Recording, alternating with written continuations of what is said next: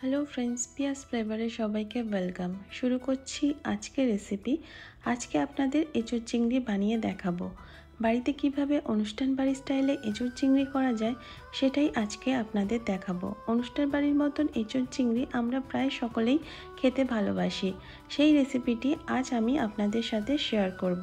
তাহলে সঙ্গে থাকুন আর দেখে নিন অনুষ্ঠান বাড়ির স্টাইলে এঁচোড় চিংড়ি।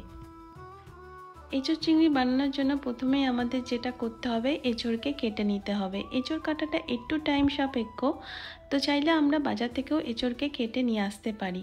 এঁচোড় কাটার জন্য প্রথমেই হাতে একটু সর্ষের তেল লাগিয়ে নিতে হবে, কারণ এঁচোড়ে প্রচুর পরিমাণে আটা থাকে আর হাতে লেগে যায়। তাই জন্য সর্ষের তেল লাগিয়ে এঁচোড়কে আমরা কেটে নেব। এঁচোড় কাটার পর এঁচোড়কে আমরা হলুদ জলে কিছুক্ষণের জন্য চুবিয়ে রেখে দেব, যাতে আটার পরিমাণটা একটু কমে যায়। তো এখানে চৌকো চৌকো পিস করে এঁচোড়কে কেটে নেওয়া হয়েছে আর হলুদ জলের মধ্যে দিয়ে দেওয়া হচ্ছে। কিছুক্ষণের জন্য হলুদ জলের মধ্যে রেখে দেব।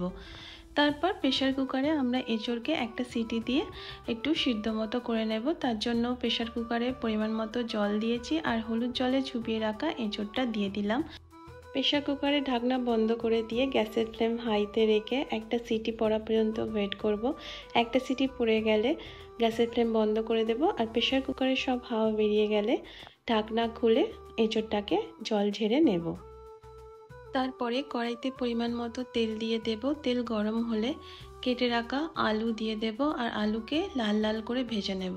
তার জন্য আলুর মধ্যে পরিমাণ মতো হলুদ দিয়ে দিলাম আর পরিমাণ মতো নুন দিয়ে দিলাম।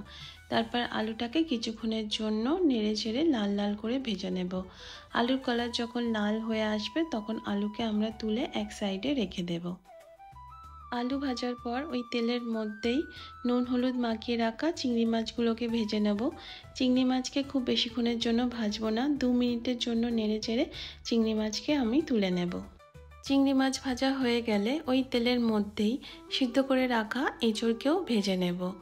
এঁচোড়ে আমি প্রথমে নুন দিইনি, তো এই ভাজার সময় এঁচোড়ে পরিমাণ মতো নুন দিয়ে এঁচোড়কে একটু লাল লাল করে ভেজে নেব। একটু নাড়াচাড়ার পর এঁচোড়ের কালার যখন একটু লাল লাল হয়ে আসবে তখন এঁচোড়কে আলাদা পাত্রে তুলে এক সাইডে রেখে দেব। তো এখানে আমার সমস্ত জিনিস ভাজা হয়ে গেছে, যা যা ভাজার আলু, চিংড়ি মাছ আর এঁচোড় এখানে ভাজা হয়ে গেছে আর আমি সব আলাদাভাবে তুলে রেখে দিয়েছি।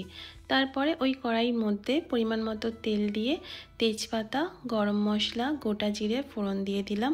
ফোড়নটাকে কিছু সেকেন্ড নাড়ার পর কুচিয়ে রাখা পেঁয়াজ দিয়ে দিলাম আর পেঁয়াজে অল্প পরিমাণে নুন দিয়ে দিলাম। তারপর কুচানো কাঁচা লঙ্কা দিয়ে দিলাম আর সমস্ত জিনিসটাকে একটু ভাজা ভাজা করে নেব। পেঁয়াজের কালার যতক্ষণ না গোল্ডেন ব্রাউন হচ্ছে ততক্ষণ নেড়ে ছেড়ে নেব। তারপর আদা রসুন বাটা দিয়ে দেব। আদা রসুন বাটাকেও পেঁয়াজের সাথে একটু নেড়ে ছেড়ে নেব। তারপরে পেস্ট করে রাখা টমেটো দিয়ে দেব। টমেটোকেও পেঁয়াজ আদা রসুনের সাথে একটু ভাজা ভাজা করে নেব। বেশ কিছুক্ষণ নাড়াচাড়ার পর টমেটো যখন একটু ভাজা ভাজা হয়ে আসবে তখন সমস্ত রকম গুঁড়ো মশলা দিয়ে দেব। 1 টিস্পুন হলুদ গুঁড়ো, 2 টিস্পুন জিরে গুঁড়ো, 2 টিস্পুন ধনে গুঁড়ো আর 1 টিস্পুন কাশ্মীরি মির্চ পাউডার কালারের জন্য। তারপরে অল্প পরিমাণ জল দিয়ে সমস্ত মশলাটাকে ভালোভাবে কষিয়ে নেব, যাতে মশলার কোনো রকম গন্ধ না থাকে। তারপরে আমি এখানে অল্প পরিমাণে চিনি দিয়ে দিচ্ছি। চিনিটা পুরোটাই অপশনাল, আপনারা চাইলে নাও দিতে পারেন। তারপর সমস্ত মশলাটা ভালোভাবে কষিয়ে নিয়ে এখানে ভেজে রাখা আলু দিয়ে দেব। আলুটাকে মশলার সাথে বেশ কিছুক্ষণ একটু নেড়ে ছেড়ে নেব। এখানে অল্প পরিমাণে জল দেব আর আলুটাকে ভালোভাবে মশলার সাথে কষিয়ে নেব।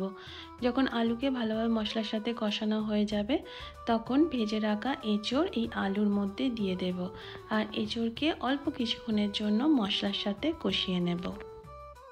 বেশ কিছুক্ষণ ধরে আলু আর এঁচোড়কে মশলার সাথে কষানোর পর পরিমাণ মতন জল দিয়ে দিতে হবে। যে যেমন গ্রেভি পছন্দ করবেন সেই অনুযায়ী জল দিয়ে দেবেন। জল দেওয়ার পর সমস্ত জিনিসটাকে একটু ভালোভাবে মিশিয়ে দেব। সমস্ত জিনিস ভালোভাবে মেশানো হয়ে গেলে ভেজে রাখা চিংড়ি মাছ উপর দিয়ে দেব। সমস্ত চিংড়ি মাছ দেওয়া হয়ে গেলে খুন্তির সাহায্যে আমরা চিংড়ি মাছটাকে একটু গ্রেভির সাথে মিশিয়ে দেব, যাতে তরকারির মধ্যে পুরো চিংড়ি মাছের ফ্লেভারটা চলে আসে। তারপর কিছুক্ষণের জন্য ডেকে দেবো। মধ্যিখানে আমরা ঢাকনা খুলে একবার তরকারিটাকে চেক করে নেব যে আলু সিদ্ধ হয়েছে কিনা বা গ্রেভি কতটা কি আছে। প্রয়োজন হলে ফের আমরা ঢেকে দেব। তার কিছুক্ষণ পর আবার খুলে গরম মশলা দিয়ে দেব আর অল্প পরিমাণে ঘি দিয়ে গ্যাসের ফ্লেম বন্ধ করে আমরা আবারও কিছুক্ষণের জন্য ঢেকে দেব। 5 মিনিট পর ঢাকা খুলে সমস্ত জিনিসটাকে আবারও ভালোভাবে মিশিয়ে দেব। তো তৈরি আমাদের এখানে অনুষ্ঠান বাড়ির মতন এঁচোড় চিংড়ি, খেতে দুর্দান্ত হয়। রেসিপিটি ভালো লাগলে আপনারা বাড়িতে একবার বানিয়ে দেখতে পারেন। আশা করছি আপনাদেরও ভালো লাগবে আর অনুষ্ঠান বাড়ির স্বাদ এই এঁচোড় চিংড়ির মধ্যে আপনারাও পাবেন।